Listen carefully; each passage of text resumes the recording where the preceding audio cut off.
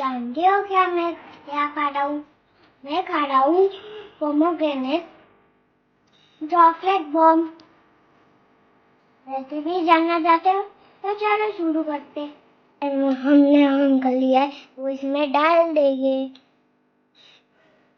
हम इसमें pomegranate mix करेंगे। मैंने यहाँ पे शुगर लिया है, उसको भी मिक्स कर लेंगे। देखिए मैंने अच्छे से मिक्स कर लिया। 1 बाय 1 पैन में डालेंगे। इसको 4 घंटे के लिए इसमें रख देंगे। ये देखो ये हो गया सेट। अब इसको इसमें डाल देंगे। इसके ऊपर डार्क चॉकलेट डालेंगे।